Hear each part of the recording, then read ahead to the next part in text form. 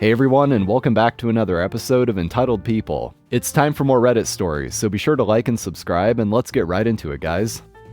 Bizarre safety procedures at work cause a hilarious Cobra effect.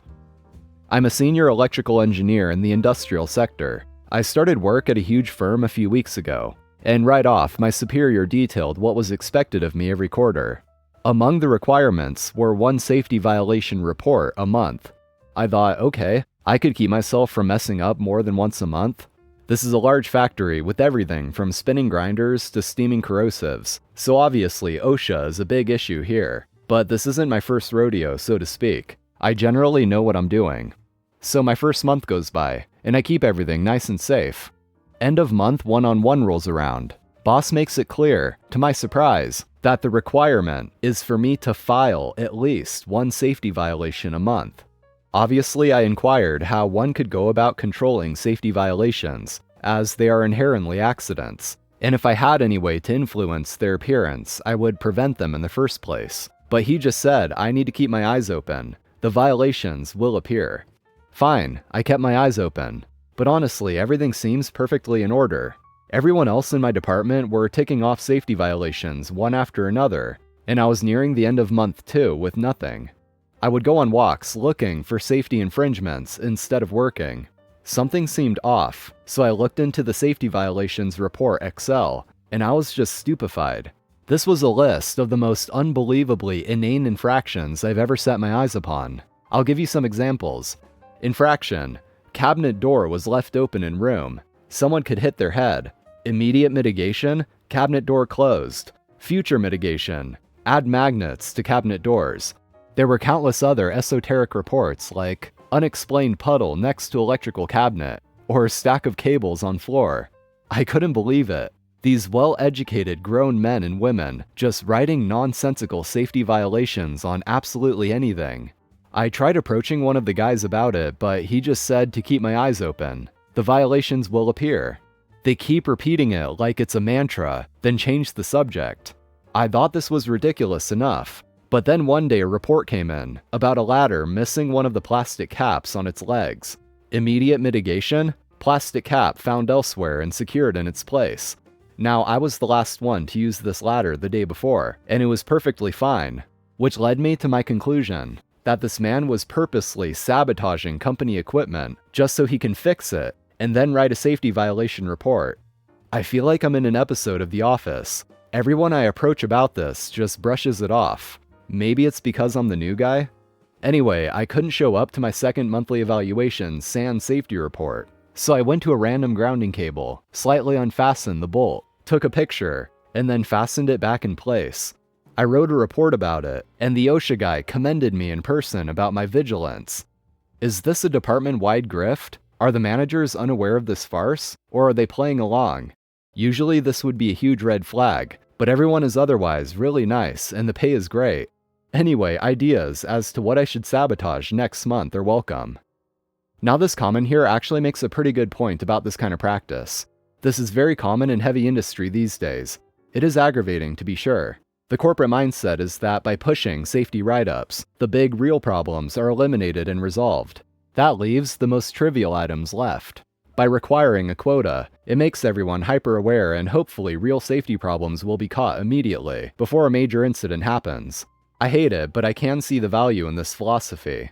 As someone who works in many different industrial plants, the difference between philosophies is very apparent. And this other commenter in agreement says, I would rather an artificial target where people are actively having to look for minor things, than a culture where no one looks for hazards until after they've caused an accident. And that does kind of make sense to me too. Having a quota forces people to be vigilant. Even if it does cause kind of a weird and honestly hilarious side effect of people having to make stuff up just to meet the quota. But I think that's kind of a good sign that everything's as it should be if you can't find anything else to report. Deny you were involved in a car crash? Let's see how that pans out for you. Several years ago, I worked for a company who dealt with non-fault road traffic incidents. We arranged repairs or pursued the reimbursement of the value of the vehicle in cases where it was written off, and provided our customers with a higher vehicle. At-fault insurers would raise payment of written-off vehicles. We would pay the costs for any repairs or hire, which would be recovered from the at-fault party's insurer. Getting the at-fault insurers to pay up wasn't always difficult, especially in total loss or write-off cases, considering that the longer it took them to raise the payment, the more expensive the higher vehicle costs became. However, sometimes our customers wouldn't be entitled to a higher vehicle because they couldn't justify a requirement for one, usually if they've got another vehicle available for them. Insurers would regularly drag their heels on these cases because they didn't want to commit to liability, and there were no escalating costs to hurry them along. It was my job to deal with these cases. One case that sticks in my mind to this day was one where the insurer advised their customer had no involvement whatsoever in any road traffic incidents. Our customer had provided the vehicle registration, description of the vehicle, description of the distinctive 6'3" dreadlocked driver, and identified the driver's work uniform, which was just around the corner from where the incident occurred. Despite all the information our customer gave, pointing towards their customer, the insurer stood firm that if their customer is denying it, it didn't happen. It looked to be one which would drag on indefinitely. Until one day I spotted that we had a phone number for the at-fault party. That's when I hatched my plan. My plan was not to get him to admit it, but to wind him up enough for him to do the thing I wanted him to do. A couple of days later, my plan came to fruition. The at-fault insurers called me, livid that I'd harassed their customer, and telling me not to contact him again. I agreed not to use that number again, before delivering my killer line.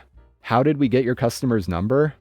There was a silence for about 5 seconds, before I explained that our customer would have had no way of obtaining this information, other than when both drivers exchanged details after the incident. I didn't get much more out of them on that call, and they hung up after telling me that they'll have to look into it further. A couple of weeks later, our customer received the check for the loss of his vehicle. Entitled Karen wants to use my wheelchair at antique store.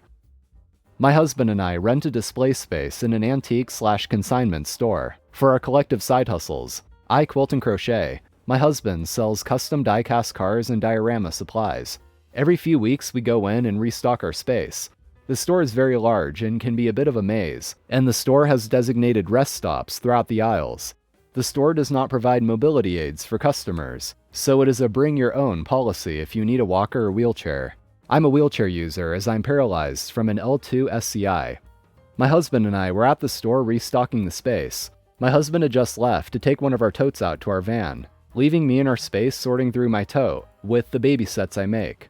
When I hear someone huffing behind me, I didn't really pay too much attention to it, thinking that someone might have been taking a break at the rest stop.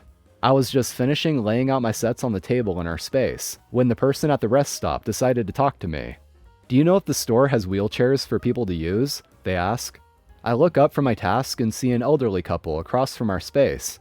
The old man is standing next to the bench, looking kind of annoyed, while the woman has flopped on the bench in an I can't take another step kind of way. I honestly was concerned that she might have been having a medical issue, as she was rather plump. "Are you okay?" I ask, about to tell her or her partner to use the phone above the bench to reach the staff desk for help. "The store is too f***ing big," Harriet exclaims. "I can't walk anymore." "The store has a chair for medical use. One of the employees could bring it to you if you need help leaving," I said. "But we're not done shopping," said Harriet. "I don't think they have wheelchairs to borrow. They have had issues with rowdy kids riding mobility scooters, so they do not provide them. But if you use the phone above you, you can ask a staff member. Just dial 1 and it will connect you to the staff desk. There is a sign next to the said phone that states this." Harriet seems to be thinking about her options, so I go about my work. Nels wanders down the aisle, possibly looking for an escape route. "What about the wheelchair you're sitting in?" said Harriet. "This is my personal wheelchair. It doesn't belong to the store," I said. "Can I borrow it?" Harriet asked. "What?" I respond. "Surely she's not asking to take my chair to go shopping." "I want to use the wheelchair. You're young enough that you could stand to walk for a bit. I'll bring it back," said Harriet. "Ma'am, I cannot stand at all. I've been a paraplegic since I was 12. This wheelchair is not store issued. It's my personal property that costs a lot of money. If you call the staff, maybe they can let you use the medical chair. Or maybe they know of one someone has in their space that you can buy. But I will not give you my chair and I cannot help you." At this point, I have rolled out of our space. I decided to head towards the vendor door and just leave. Rumor has it, Harriet is still on the bench, waiting for someone to give her a wheelchair. It's not really Christmas until someone goes to prison. About 18 years ago, I worked at the main video game retailer in the UK. It wasn't a bad job, but like anything where you have to deal with the general public, it came with some crap moments. This one was early December, when the Xbox 360 came out. Like most console launches, we were running on a pre-order only system. The only stock we received had been reserved by customers with a small deposit, £20 I think. Because the launch was in December, the Xbox was the must-have Christmas gift, and it made people go a little crazy. I think anyone who has had to deal with pre-orders at retail knows where this is going. Our store opened at 9 a.m. We couldn't do a midnight launch, as the store was within a complex that was locked from 10 p.m. to 8:45 a.m. each day. The first thing we see once the complex opens is a woman sprinting up to our door and frantically pulling on the handles. We let her know through the door that we don't open until 9 a.m. At this point, she's fairly reasonable, says okay, and waits. Over the next 15 minutes, a small queue forms behind her, of people here for their consoles. As you probably expected, she didn't have a pre-order. Her response to finding out she couldn't buy an Xbox was to scream at us, threaten that she was going to trading standards, yell about false advertising, and eventually yell about how she was going to our competitor to buy one, since they, quote, have some decency. The problem being that the console was a pre-order only basically everywhere, so we knew she wasn't going to have any success over there either. About an hour later, she comes back to the store, and we're all braced for impact, but she just starts browsing, which was a surprise. We didn't realize what she was up to until one of the latecomers comes to pick up their console. As soon as they left the counter and headed for the door, Entitled Woman dashed over to them and started talking to them. We didn't know what she was doing at first, but it turns out she was offering to buy the console off other customers at an elevated price. The woman she spoke to wasn't interested. She was an older woman and had one of those wheelie shopping bags that every older woman in England seems to have. This becomes relevant later. This is where the entitled woman really screwed up. Not taking no for an answer, she suddenly pushed the woman, grabbed the bag, and ran. She didn't get far, because we always had a security guard around on launch days. She got about 20 feet out of the shop before they grabbed her and brought her back. When they called the police, we were all kind of expecting her to be arrested for theft, like all the times we had to ring about shoplifters. But nope. Turns out the woman she stole from had done other Christmas shopping that morning. She'd bought jewelry, other small electronics, all sorts. The goods in her bag totaled over £2,000. And because the entitled woman had pushed her to get the bag off her, it was officially robbery, not theft. Robbery for a relatively high value of goods, too. It may not sound like a big distinction, but legally, it's pretty massive. We were told by the security guard later, who heard it from the arresting officer, she was able to get the charge reduced to theft, as long as she pled guilty. This got her 1 year in prison, and some period of supervision. That's pretty light for robbery, but pretty heavy for forgetting to pre-order. Free babysitting at a stranger's birthday party. I went to a birthday party this past weekend for the kid of a work acquaintance. Parents were coming in with a kid or two, and would go sit down with their kids, or the kids would go play, but the parents stayed. One mom comes in with 2 kids. She gets food and sits the boy down to eat, and the girl didn't want anything. She talked to the host of the party, saying she would be right back, and left her son. She kept saying she lives really close and she will be right back. We left 2 hours later, which was about a half hour before the party officially ended. The host had to call the police to get the kid. He didn't know the mom or the kids. When she finally came back, a few hours after that I think, she had to go to the police station to get her kid. I'm so curious about how that went, because the host said she looked really high. That's going to be it for today, guys. Thank you for watching. Be sure to drop a like if you made it this far, I'd really appreciate it. And also subscribe if you haven't already. So I'm out of here. Have an awesome day, and until next time.